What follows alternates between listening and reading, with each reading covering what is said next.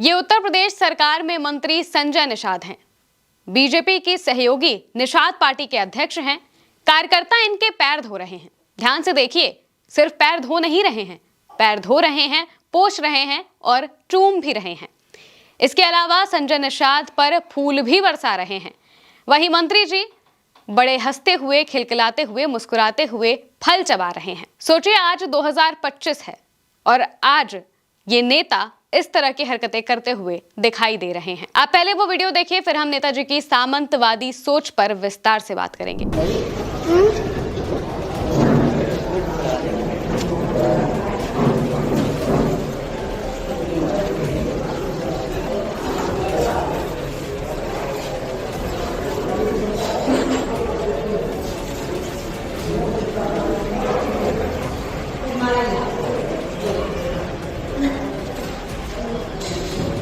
दोस्तों, उत्तर प्रदेश सरकार में मंत्री संजय निषाद का ये वीडियो इस वक्त खूब वायरल है।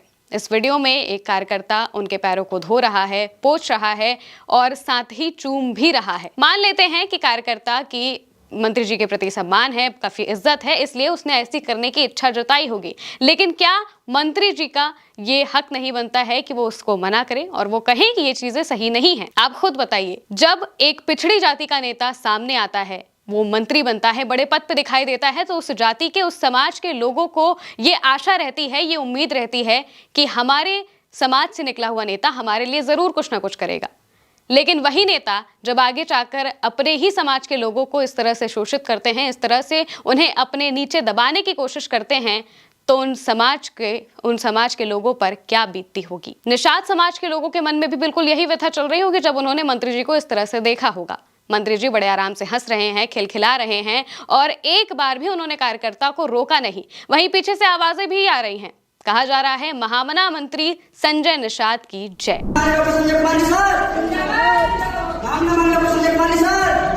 अब सोचिए, मंत्री जी महामना ऑलरेडी बन चुके हैं, कुछ दिनों में महामानव भी बन सकते हैं, क्योंकि भाई वो महामना बन चुके हैं, अपने पैर पखार रहे हैं। सोचिए, ये वही निषाद समाज के लोग हैं जिस निषाद समाज का नाम रामायण में लिया जाता है, जिन्होंने राम भगवान को नदी पार कराई थी। उन केवट के समाज से ये लोग आते हैं, ये मंत्री जी आते हैं एक तरीके से अगर कहा जाए तो। और वही समाज जो इतने सालों से शोषित रहा है, वंचित रहा है, उसे अपने अधिकार नहीं मिले, जब उस समाज का नेता बाहर आता है, ये कहकर आता है कि हम अपने समाज के लिए काम करेंगे, लेकिन उसी समाज के लोगों को वो दबाने की कोशिश करता है, तो उस समाज पर भला क्या बीतेगी। ये बीजेपी के साथ रहते रहते बीजेपी की ही आइडियोलॉजी वाले हो गए हैं।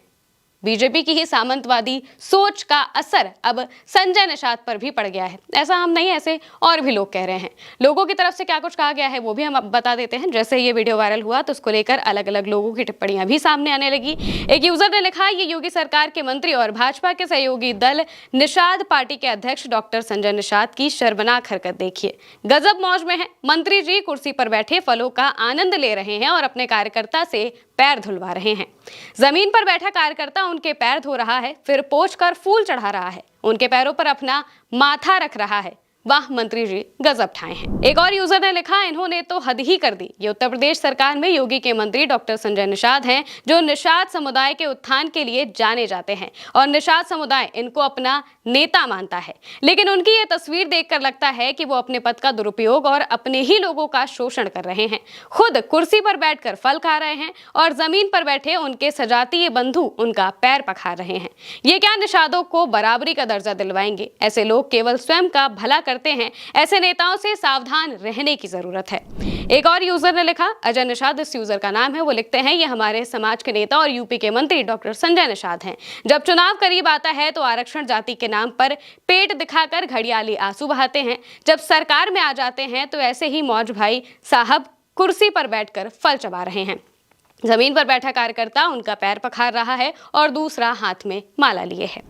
एक और यूजर ने लिखा, संजय निषाद के पूर्वजों को 5000 सालों तक पानी नहीं पीने दिया गया। आज मंत्री हैं, निषाद समाज के युवकों से पैर धुलवाते हैं।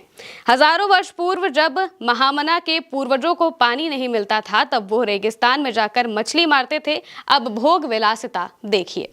इस तरह की कई टिप्पणियां लोग संजय निषाद को लेकर कर रहे हैं और सीधे तौर पर कह रहे हैं कि जब एक पिछड़े समाज से आने वाला नेता, जिसे अपने ही समाज के लोगों के उत्थान के लिए काम करना चाहिए, उनको बराबरी में बैठाने के लिए काम करना चाहिए, वही अपने ही समाज के लोगों को नीचे दबाने का काम कर रहा है, उन्हें अपने नीचे बैठाने का काम कर रहा है।